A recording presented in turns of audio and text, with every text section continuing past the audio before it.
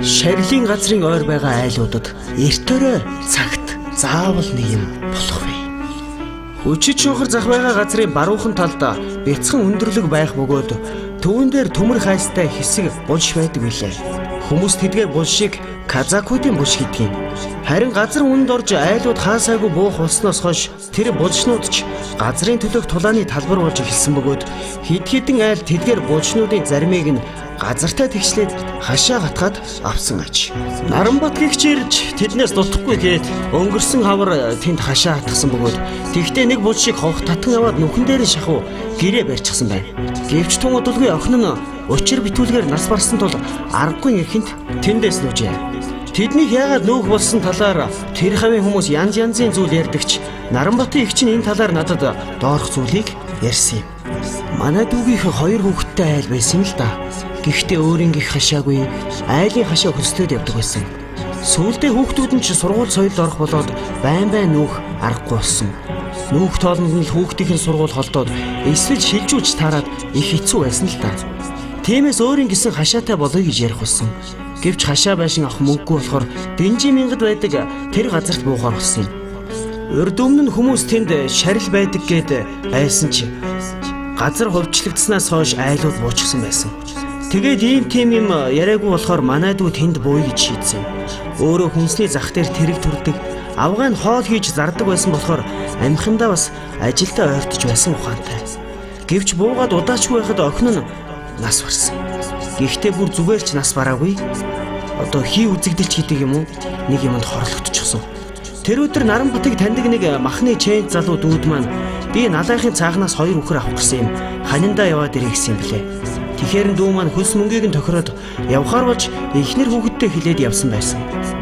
Гэтэл шөнө нь эхнэрийг нь унтаж байхад нэг хүн хүнчлийг нь хуу татаад хайчихсан гэсэн. Сочоод өндийгөө тарсан чинь толгоогоо цагаан ямаар боосон цагаан хувцастай хүн орных нь зогсож байсан гэсэн.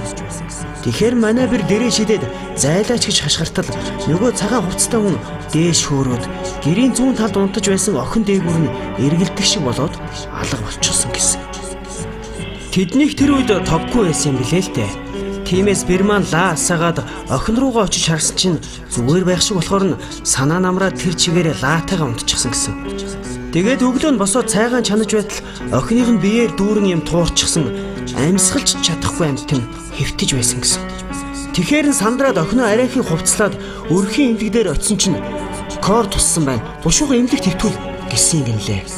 Үүнийг сонсоод тэр над руу ирсэн юм. Би ч сандраад яваад очихлоо охиных нь хамаг хөлс цутгахчихсан байдгаараа халуураад байж байсан. 44 хүрчихсэн байсан шүү. Хамгийн ажиргалтай нь биеэр нь туурсан зүйл кор биш юм шиг надад санагдаад байсан. Гэхдээ л эмнэлэг бараадуулъя гэд эмнэлэг твтүүлсэн. Тэр өдрийн үдээс хойш Наранбат ч ирсэн.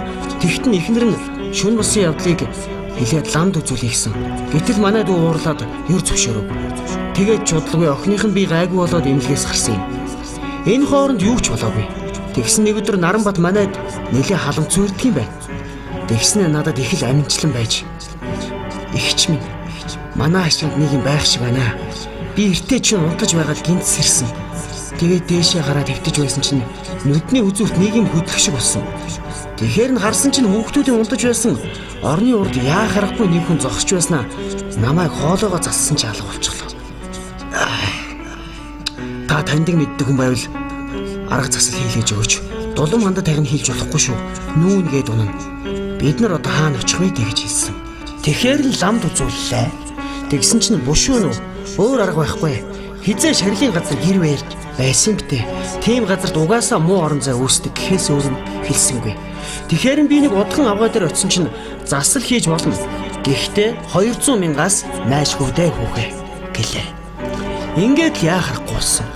Нэгэнт өөр буух газар байхгүй, мөнгө төгрөггүй хүмүүс чинь хашааны хідэн банзаа чирээд хайчих байдэ. Гэхдээ лимэлт ч юм уу ямар нэгэн газар нүүсэн бол өдөөд охин нь амьд байх байсан л да. Хамгийн сүүлд тэр хий үзэгдэл үзэгдэхдээ ганцхан охинд нь харагдсан байсан. Охин нь биеийн муу байхдаа ээжтэй бас намайг унтаж байсан чинь нэг хүн хөлөөс нь бариад авсан. Би цочоос ирсэн чинь өрөөс нь өдгөө хүн орны өмнө инээгээ зогсоод байсан. Би айсандаа дуурч чадахгүй хүнжлөөрөө толгоогоо битүүлээд хэвтэж байтал хүнжил сөхөж хайчаад дээрээс харж байснаа алга болчихсон ээжээ гэж ярьж байсан юм. 10 настай их хөөрхөн охин байсан да. Нас барсныхан дараа ламаар зөндөө явсан. Тэгтэл нэг лам та нар хүнд хорлогдож өгсөн хархилтэй хүний шарилтай ойрхон байна. Тэр хүн их өш хонзон зангидж өгснээс танайхыг оролдоод байгаа юм. Хурдан нүү өөр хүний амийг ч авна гэсэн. Тиймээс хумгүй нүсэн. Хүнд сэжиг цээр байх хэрэгтэй юм байлаа шүү. Тэгдэггүй бол болохгүй мөлий. Шарилийн газрын ойр байгаад айлуудад эрт өрөө хизээ нэгэн цагт заавал нэг юм болох вэ. Манай нэг найзынх 70 давхрын шарилын ойролцоо байдаг юм. Гэтэл эртээд оюутан хүүхэд нь хичээлээсээ орой ирж яваад тасгар биетээр нүцгэн үнтэй таарсан гинлээ. Удалгүй хөөрхий хүнд зодуулаад нас урчихсан. Бас л хий үзэгдэл байсан. Бас нэг хүүхэд нь одоо сэтгэл заслын эмчилгээ хийлгэж байгаа гэсэн юм билээ. Эрдэнэ дотод амьдарч байгаа та бүхэн шинэ газар авахтаа шарилаас холхон л байгаарай да. Үхэл